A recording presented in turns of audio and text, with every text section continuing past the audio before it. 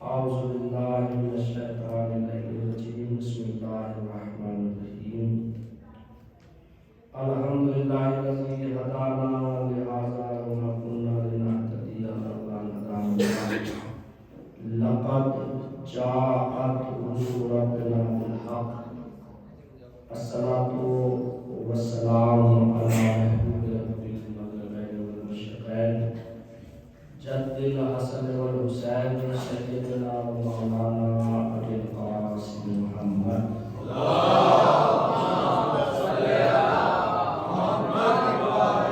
وعلى آله الطيبين الطاهرين المعصومين المظلومين ولعنة الله على أعدائهم أجمعين من يوم عداوتهم إلى قيام يوم الدين.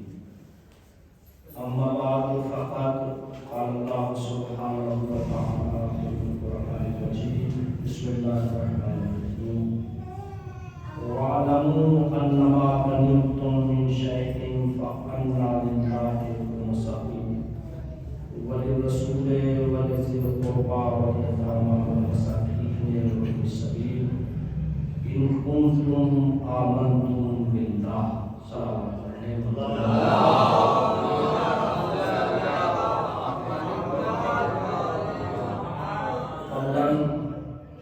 ایک مرتبہ سورہ الحمد اور 3 مرتبہ سورہ اخلاص کی تلاوت فرما کر جملہ مومنین و مومنات اور بالخصوص ہمارے اور آپ کی اس وطن کے جتنے علماء ہمارے درمیان سے وہ سب ہیں ان سب کے اظہار سلام کے لیے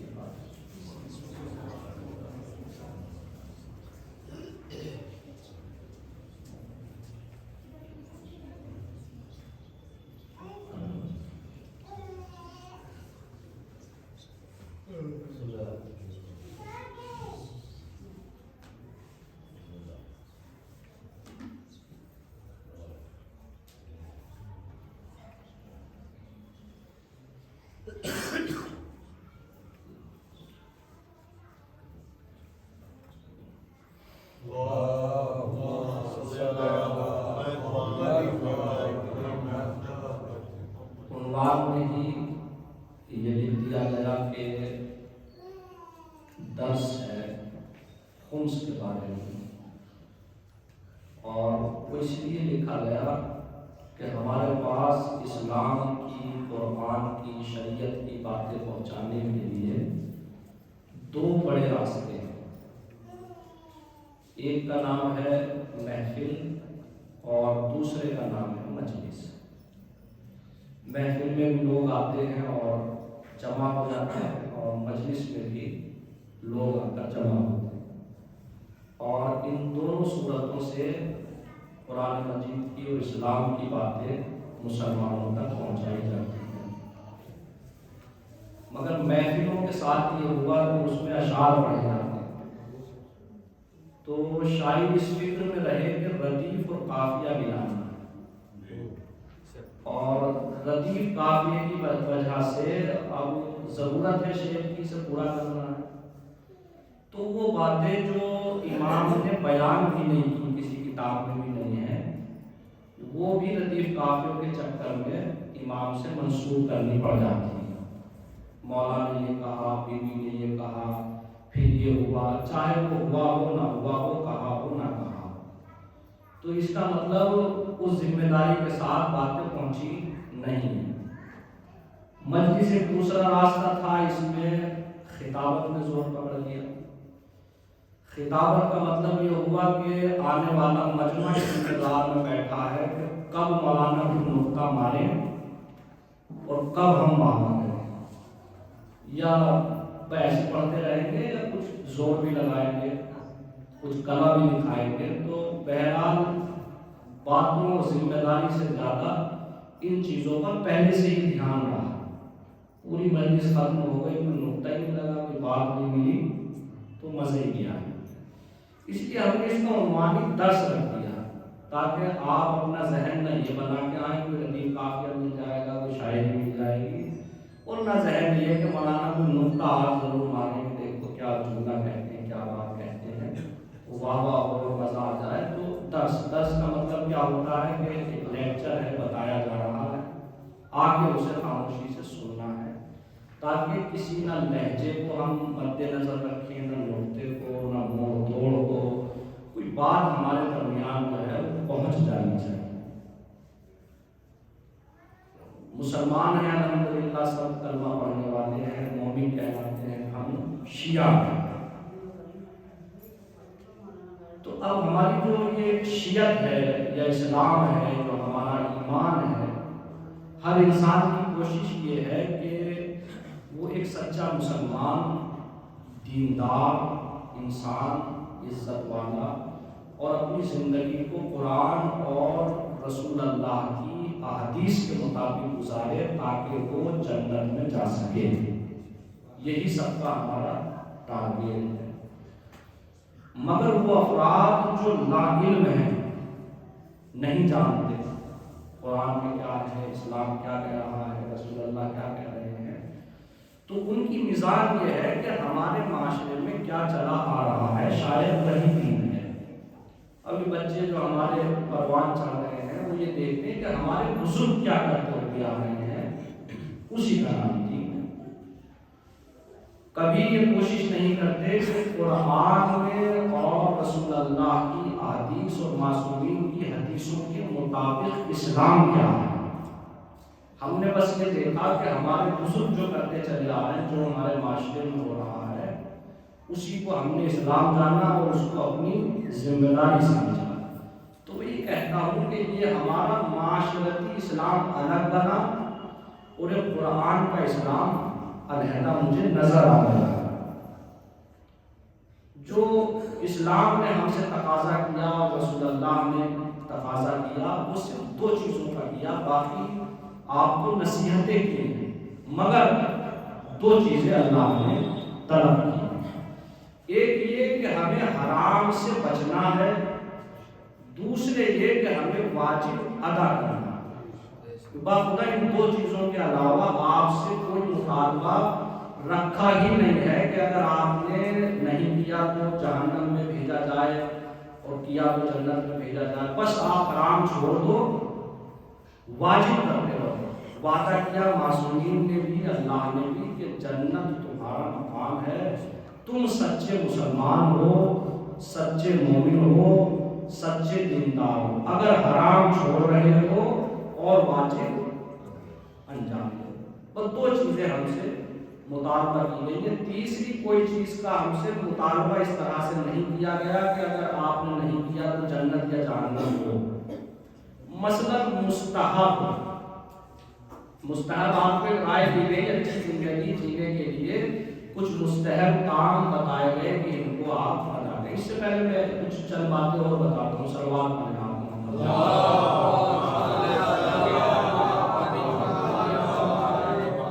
آج تو چونکہ خوشی کی مناسبت ہے اور 11 شعبان کی شب ہے تو یہ اشعار بھی اتنے ہو گئے، مگر جو ارادہ ہے وہ یہ کہ تقریباً آدھا گھنٹہ زیادہ سے زیادہ، اور اس سے تھوڑا 5-6 منٹ اوپر نیچے کا کوئی ذمہ داری نہیں، مگر ایک آدھے گھنٹے کا عنوان ہے کہ آپ کے درمیان باتیں رکھی جائیں۔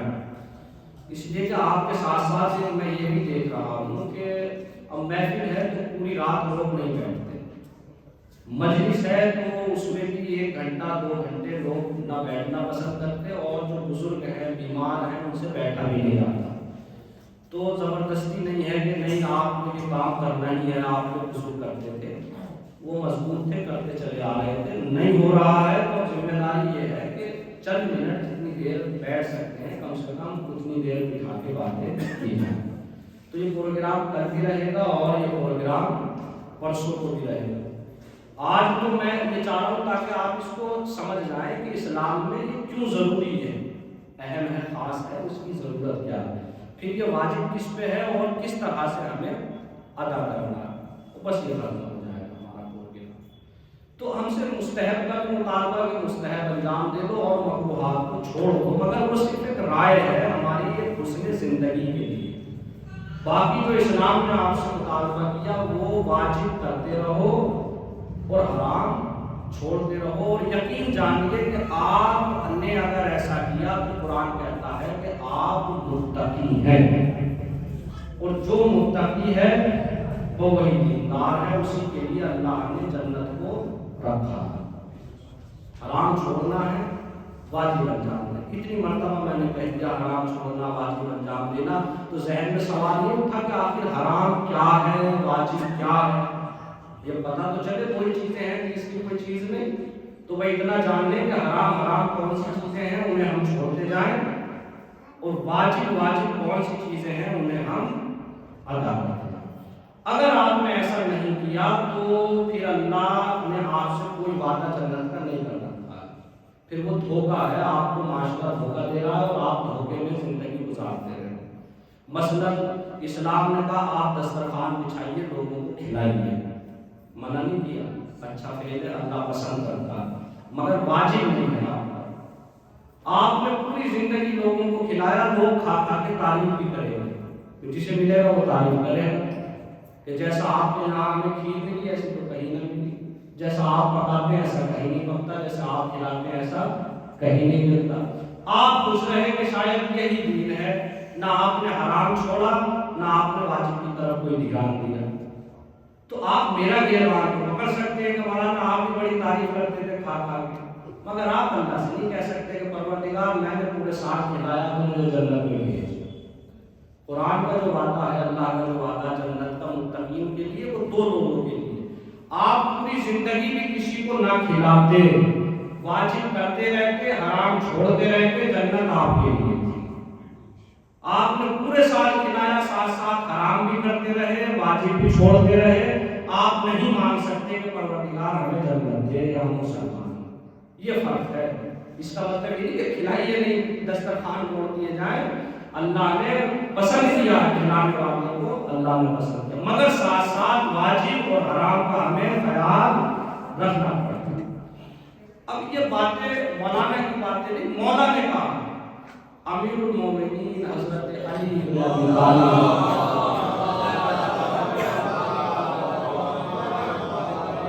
امام نے صاف کہا کہ جس انسان نے واجب کو چھوڑ دیا، مستحب انجام دیا، اللہ اس کے مستحب کو قبول نہیں کرے گا۔ تو ایسا انسان جو واجب اور حرام کا خیال رکھے اسے کہتے ہیں متقی، اور متقی کے علاوہ کسی کا عمل قبول نہیں ہے۔ یہ قرآن کی آیت ہے، انما یتقبل اللہ من المتقین، پروردگار بس متقین کے اعمال کو قبول کرتا ہے اور کسی کے عمل کو قبول نہیں کرتا۔ کس موقع پر امام نے پڑھی گئی آیت؟ اب آپ سمجھئے، ساری زندگی آپ کو جینے کا سلیقہ مل جائے گا جس موقع پر یہ ہمارے چھٹے امام جعفر صادق آیت کا یہ پورا پڑھا۔ ایک انسان ایسا ہے کہ جو گناہ بھی کر رہا ہے اور عمل خیر بھی کر رہا ہے، اور جب امام نے اس سے دریافت کیا تو اس نے قرآن مجید کی دو آیتیں امام کو سنا دی، من جاء بالحسنۃ فلہ عشر امثالھا، جس نے ایک نیکی کی اللہ اس کے بدلے میں 10 دے گا، ومن جاء بالسیئۃ فلا یجزا الا مثلھا، جس نے کوئی بدی کی، برائی کی، اللہ اس کے بدلے میں ایک ہی برائی اس کی گنے گا، دوسری شمار نہیں کرے گا۔ آپ ایک نیکی کر رہے ہیں 10 مل رہی ہے، برائی کر رہے ہیں ایک تو ایک لکھی جا رہی ہے۔ اس نے امام سے یہ کہا کہ اگر میں گناہ بھی کر رہا ہوں تو نیکی ساتھ میں کر رہا ہوں، میری نیکیاں میرے نامہ اعمال میں نیکیوں کا اضافہ کر رہی ہیں، بدی ختم ہو رہی ہے۔ مثلا ایک نیکی انجام دی، یہ گناہ کیا، جب نیکی انجام دی تو اللہ نے 10 لکھی، جب گناہ کیا تو 1 لکھا گیا، کہ اگر 1 کو مائنس بھی کر دیا جائے 10 سے تو کم سے کم 9 تو باقی رہی، تو میں تو پھر بھی پلس میں رہا، فائدے میں رہا۔ اس موقع پر امام نے اس آیت کے ٹکڑے کو پڑھا، انما یتقبل اللہ من المتقین، پروردگار صرف متقین کے عمل کو قبول کرے گا۔ جب تم گناہ کرتے ہو تو تم متقی نہیں رہتے، جب متقی نہیں رہتے تو ایک نیکی نہیں 1000 نیکی کرتے رہو، اللہ قبول ہی نہیں کرتا۔ صلوات پڑھ لیں محمد۔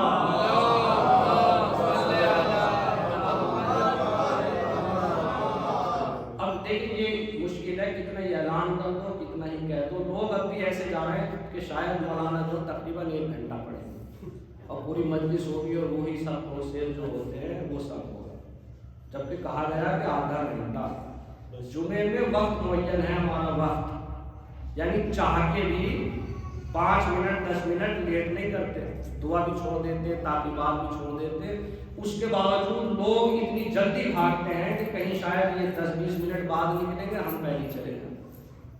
تو یہ ان چیزوں کی طرف ہمیں متوجہ ہونا پڑے گا، یہ اپنے اذکار کو، اپنے افکار کو، یعنی گویا جیسے کوئی بین بج رہی ہو، بجاتے رہو، ہم پر اس کا کوئی اثر ہونے والا نہیں ہے۔ ایسے موقع پر کہ جب ہمیں خجالت محسوس ہو اور نفس کہے کہ چل اٹھ کے چل، تو اس وقت اپنے گناہوں کو یاد کیا کرو کہ پروردگار ایسے کون سے گناہ ہیں کہ ہمارے قدم کسی کار خیر کے لیے رکتے ہی نہیں۔ صلوات پڑھیں محمد خدا ہمارے سب کے گناہوں کو بخش دے۔ تو متقی کسے کہتے ہیں کہ واجب کو انجام دیتا رہے اور حرام کو ترک کرتا رہے۔ اب کون ہے مسلمان؟ تو جو اصول دین کو مانتا ہے اور ساتھ ساتھ فروع دین، یہ علماء نے بہت ہی مختصر سا سمجھانے کے لیے دین آپ کے سامنے رکھا۔ اصول دین، فروع دین۔ اصول دین ہے 5، اول توحید، دوسرے عدل، تیسرے نبوت، چوتھے امامت، 5ویں قیامت۔ یہ 5 ایسی چیزیں ہیں کہ ایسا نہیں مولانا کہہ رہے تھے توحید تو چلیے میں اللہ کو مان لیتا ہوں کہ وہ ایک ہے اور دوسرا نہیں ہے، عادل اس کو مان لیتا ہوں، قیامت آئے گی، امام ہے، نبوت ہے، مولانا کے کہنے سے، عالم کے کہنے سے مان لیتا ہوں، علماء کہتے ہیں کہ یہ مسلمان نہیں ہے۔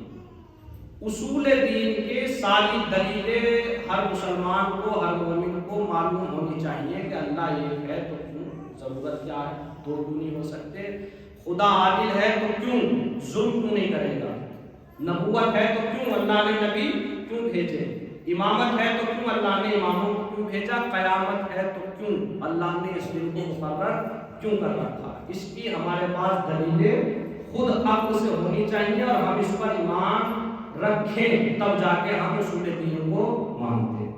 مگر اب ہے دوسرا فروع دین۔ فروع دین ہمیں پڑھایا گیا، فروع دین ہے 10، جبکہ فروع دین اسلام کے ہر عمل، ہر کام کو فروع دین میں رکھا گیا۔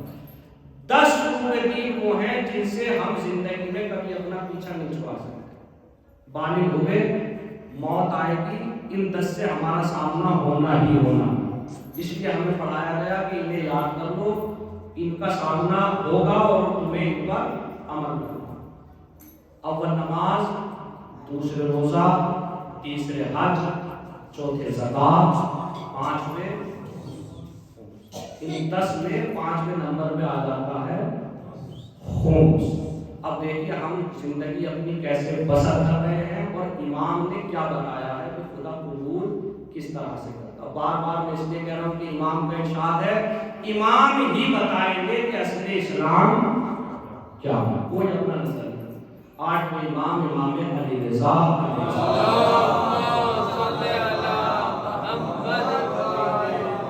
ضروری ہے ہمارے لیے زکوٰۃ کا ادا کرنا، وہ زکوٰۃ میں ہی ہے خمس، اللہ کی راہ میں اپنے مال کو دینا، نکالنا کتنا ضروری ہے۔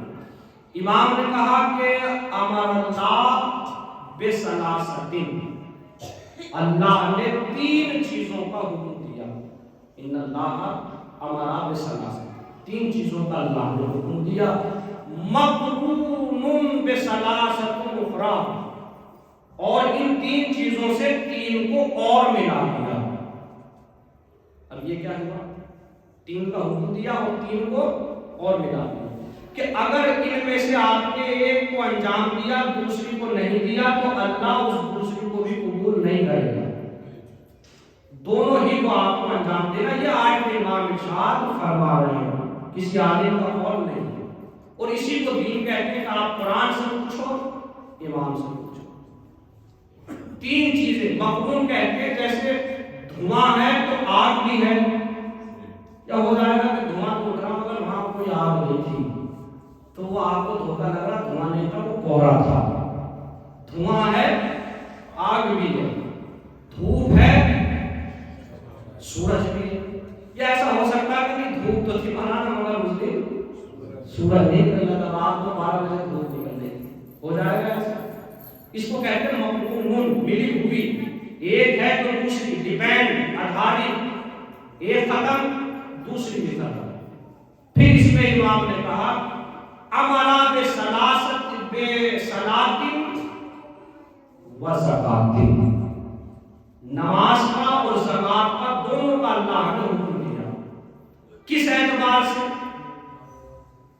من صلی ولم یزکی، نماز تو پڑھی زکات ادا نہیں تو امام نے فرمایا لم تقبل منہ صلاتہ، اللہ اس کی نماز کو بھی قبول نہیں کرے گا۔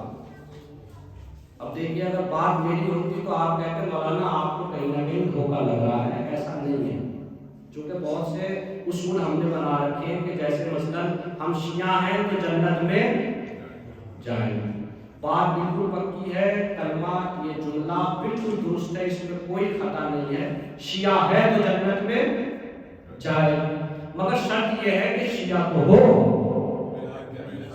بس یہ ہے میں شیعہ ہوں۔ اب آپ کو یقین ہے کہ کوئی انسان شیعہ بھی ہو اور امام کا مال بھی نہ دے رہا ہو جائے گا ایسا؟ مولانا میں آپ سے بڑی محبت کرتا ہوں، یہ اللہ بات ہے کہ ہزاروں روپے میں نے آپ کے بدن کر کے رکھ رکھے، ہے محبت؟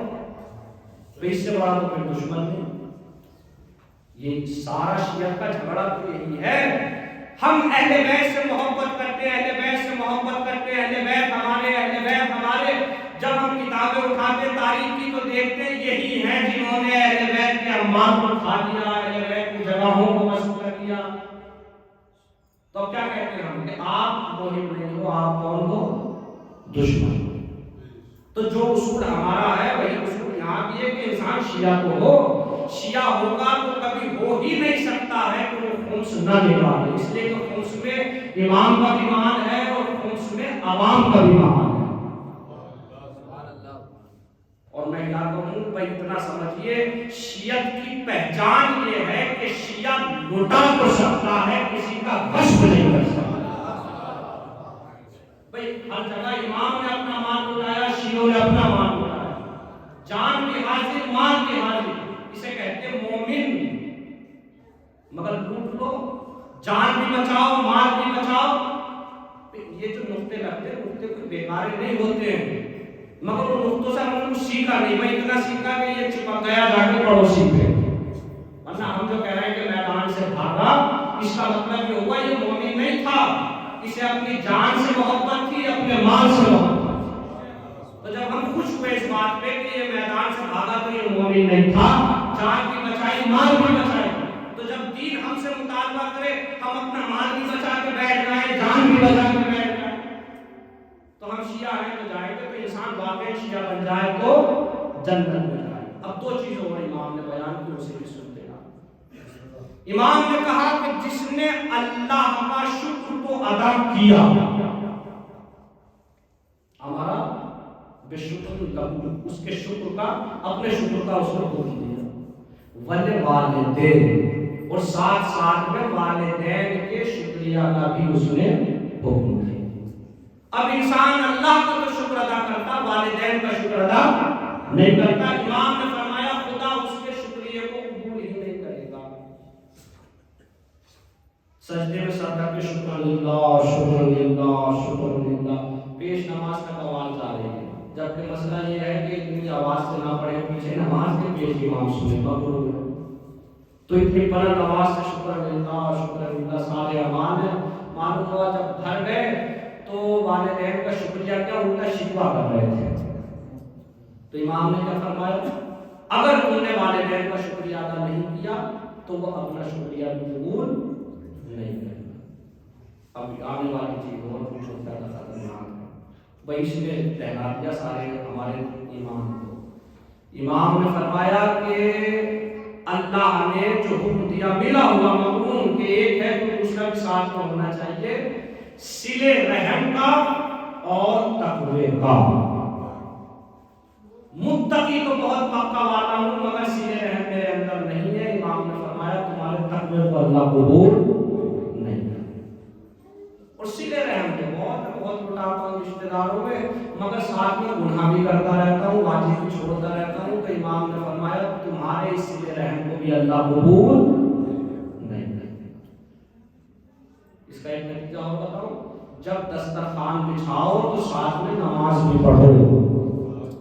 بھئی نماز تو چھوڑ دی، رشتے داروں کو کھلایا، تو اللہ صلہ رحم کے ساتھ ساتھ تقوی بھی دیکھے گا. متقی نہیں تو صلہ رحم ختم، صلہ رحم نہیں تو تقوی ختم. اور ابھی میں کیا بتا کے چلا تھا، اگر انسان کے پاس تقوی نہ ہو، متقی نہ ہو، تو ایک نیکی نہیں 1000 نیکی کرتا رہے اللہ قبول ہی نہیں کرے گا. تو سارا دار و مدار کاہے پر آ کر رکا کہ ہمیں متقی بننا ہے. متقی کہتے ہیں واجب کو ادا کرتا رہے، گناہوں سے بچتا رہے. فروع دین میں ایک فعل ہے، ایک عمل ہے جسے کہا جاتا ہے خمس. جس نے نماز پڑھی، زکوٰۃ ادا نہیں کی، اللہ اس کی نماز کو قبول نہیں کرے گا. زکوٰۃ تو دی مگر نماز ادا نہیں کی تو اللہ اس کے زکوٰۃ کو قبول نہیں کرے گا. یہ دونوں چیزیں ہمیں ساتھ میں کرنی ہیں. جو امام متقین تھا اس نے نماز بھی پڑھی، ساتھ ساتھ میں اس نے زکوٰۃ بھی ادا کی.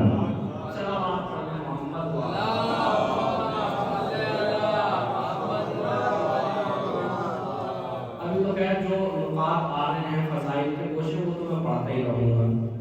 میں یہ سوچ کے لیے آیا تھا کہ نکات بھی پیش کرنے ہیں، مگر جو آتے رہیں گے وہ پھر عطا ہے کہ سنائے بھی جائیں ساتھ میں فضائل. تو بہرحال یہ ہماری ایک واجب ذمہ داری ہے، چونکہ ہمارے سارے ایمان کا دار و مدار، اعمال کی قبولیت کا دار و مدار تقوی پر منحصر ہو رہا ہے. اور تقوی اس وقت ہوگا جب ہم واجب کو ادا کریں. نماز واجب ہے، روزہ واجب ہے، زکوٰۃ واجب ہے، اسی کے ساتھ ساتھ خمس بھی ہمارے اوپر واجب ہے. اب کل یہ بیان ہوگا کہ خمس کن افراد پر واجب ہے. پرسوں یہ بیان کریں گے کہ خمس کو ہمیں کیسے نکالنا. یہ پروگرام خاص کر کے نہ بچوں کے لیے ہے نہ جوانوں کے ہے، تو سب کے لیے، اس لیے کہ یہی جوان بھی ہوں گے، یہی کمائی بھی شروع کریں گے، تو ان کو خمس بھی نکالنا، حساب و کتاب بھی اپنے ساتھ میں رکھنا. مگر خاص کر کے وہ افراد جو اس ٹائم سرپرست ہیں، اخراجات برداشت کر رہے ہیں، کما رہے ہیں پیسے، خاص کر کے ان لوگوں کے لیے ہے کہ انہیں خمس کس طرح سے نکالنا. خمس واجب کا مطلب یہ کہ اگر ہم نے ترک کر دیا تو گناہ پر بیٹھے. اب مولا کی اس پر حدیثیں آئی ہیں، حدیثوں میں صرف فوائد بھی امام نے بیان کیے، جس میں ایک فائدہ یہ بیان کیا کہ آپ کا مال پاک و پاکیزہ ہو جاتا ہے. زکوٰۃ کا مطلب یہ ہے کہ آپ کا مال پاک و پاکیزہ. تو اب آپ یہ بتائیے کہ اگر نجاست آپ کو دور کرنی ہے، کھانے میں، کھانا آپ کے سامنے آ جائے، نجاست آپ کو اس سے دور کرنی ہو تو آپ کتنی محنت کریں؟ نجس غذا آپ کبھی کھانا پسند نہیں کریں. بس ٹھیک اسی طرح سے اپنے مال کو ہمیں پاک کرنا. اب ذہنوں میں یہ کہ پتہ نہیں ہے تو بہت زیادہ نکلتا ہے اور اتنا تو ہمارا اتنا مال چلا جائے گا، اتنے پیسے چلے جائیں گے، تو کوئی زیادہ یہ نہیں نکلتا ہے. بہت ہی مختصر ہے. ساری ذمہ داریوں کے بعد اس کا نمبر آتا ہے. اور ایسے اس میں مثلاً مسائل رکھے گئے ہیں کہ ایسا نہیں کہ آپ پھنس گئے. مثال کے طور پر آپ نے خمس کی تاریخ رکھی عید سے اگلا دن، رمضان آیا، عید آ گئی، عید سے اگلے دن آپ کے خمس کی تاریخ ہے. ساتھ میں آپ کو ایسا بزنس بھی کرتے ہیں کہ رمضان میں آپ کو 5 لاکھ روپے مل گئے، تو آپ پریشان ہو گئے، مولانا یہ تو 1 مہینے بعد ہی نکالنے پڑیں گے، خرچہ بھی نہ کر پایا مہینے کا. تو ایسا نہیں ہے. مسئلہ یہ بھی ہے کہ اگر آپ کی 2 آمدنی ہے 2 الگ الگ راستوں سے، تو آپ اپنی 2 تاریخیں الگ الگ رکھ سکتے ہو. جو انسان باغ لیتا ہے تو باغ کا ایک مخصوص مہینہ ہے، پتہ سال میں جو ہے وہ اس مہینے میں میرے پاس 4-5 لاکھ 3 لاکھ روپے جو بھی خدا کے روز زیادہ ہے یہ آ رہے ہیں، تو اس کی آپ ایک پوری تاریخ رکھ سکتے ہیں کہ جب ان پر پورا سال ہو جائے تو ان کا خمس الگ، باقی کی آمدنی۔ میں اپنے اوپر مثال دیتا ہوں، مولویوں کو 2 مہینے میں زیادہ مل جاتا، تو اس والی آمدنی کا سال تاریخ الگ، اور جو پورے سال کماتے ہیں اس کی تاریخ الگ۔ زیادہ تر آپ معلوم کریں گے کہ مولانا خمس کی تاریخ کب ہے آپ کی، بقرعید میں ملے گی، تاکہ پورا سال گھوم جائے، بقرعید تک تو وہ ختم نہیں ہو جاتا۔ تو مجبور نہیں کیا، کوئی مسئلہ ایسا نہیں ہے کہ آپ جان بوجھ کے نہیں، یہ آپ اس لیے کر رہے ہیں کہ ان کی کاغذوں کی کوئی ضرورت نہیں تھی، یہ لوہا یہ چاندی کے درہم ہو کاغذ ہو، ان کی ہمیں کیا ضرورت ہے؟ ضرورت یہ کہ ہمیں زندگی گزارنی ہے، تو زندگی میں ضرورتیں پیش آتی ہیں، ذمہ داری آتی ہے، تو اسلام نے کوئی مجبور نہیں کیا کہ آپ کو زبردستی ہمیں مال لٹانا ہے، نہیں، اپنی ذمہ داریوں کو پورا کرنے کے بعد الحمدللہ آپ کو اللہ نے اتنا نوازا ہے کہ ساری ذمہ داریاں پوری کرنے کے بعد بھی آپ کے ہاتھوں میں پیسہ ہے، تب کہا ہے کہ اب اس میں سے بھی 5واں حصہ، یہ بھی کہہ دیتا کہ سارا کا سارا اس کا ایک مرتبہ زکات نکالو آتا ہے، نہیں، اس کا بھی 5واں حصہ، اسی لیے اس کو خمس کہتے ہیں، عربی میں خمسہ کہتے ہیں 5 کو، 5واں حصہ اس کا ہمیں نکالنا ہے جو ہمارے اوپر واجب ہے۔ تو اہمیت کے اعتبار سے میں اتنا کہہ دینا کافی ہے کہ یہ واجب ہے، اور واجب کو ترک کیا تو گناہ ہے۔ اچھا، ایک بات اور بتا دوں، اس کے ساتھ امام نے نماز کو رکھا ہے۔ ایک حدیث آپ نے بچپن سے سنی ہوگی، شاید ان پہ آپ کو یقین نہ آئے کہ مولانا ضعیف سے اٹھا لے، مگر یہ آپ نے سنی ہوگی کہ جس کی نماز قبول اس کے سارے اعمال، اور اگر نماز رد سارے اعمال۔ جس نے زکات کر دی اللہ اس کی نماز کو قبول نہیں کرے گا، تو جب نماز قبول نہیں تو کوئی عمل قبول نہیں۔ تو اس کا مطلب سارا ڈیپینڈ زکات پہ آتا ہے، اسی زکات میں ہے خمس، پورے سال سارے تو ہم نے خرچے کیے، خمس ادا نہیں کیا، خمس ادا نہیں کیا تو نماز قبول نہیں، نماز قبول نہیں تو کوئی عمل قبول نہیں۔ تو یہ دھوکے میں ہماری زندگی گزر رہی ہے۔ ایسا نہ ہو میدان محشر میں جب جائیں نامہ اعمال ہاتھوں میں آئے تو 0/0، میرے پروردگار محرم کا جو فہرست ہے وہ مجھے دکھائی جائے کہ میں کتنا خرچ کیا، پھر پتہ چلے آپ کو کہ ہم تو قرآن میں آیت رکھ چکے تھے، پھر آپ مجھے وہاں تلاش کریں گے مولانا کہاں ہے۔ ہم نے ان سے کہا تھا ہمیں بتانا کہ قرآن میں کیا ہے، اسلام میں کیا ہے، اور یہاں عوام نامہ عمل صفر ہو رہا ہے۔ زکات نہیں دی تو نماز قبول نہیں، نماز قبول نہیں تو میں نے حدیث نہیں سنائی، آپ نے مجھے سنائی ہے کہ کوئی عمل قبول نہیں۔ تو سارے اعمال ڈیپینڈ ہو رہے ہیں ہمارے زکات، اس کو واجب زکات بھی آتی ہے، اس کا تذکرہ اس لیے نہیں کر رہا ہوں کہ 2-4 باقی ہیں کہ جن کے یہاں کھیتوں میں اتنا غلہ پیدا ہو رہا ہے کہ وہ زکات ادا کریں، باقی وہ خرید رہے ہیں، اس کا بھی انشاءاللہ تذکرہ ہوگا۔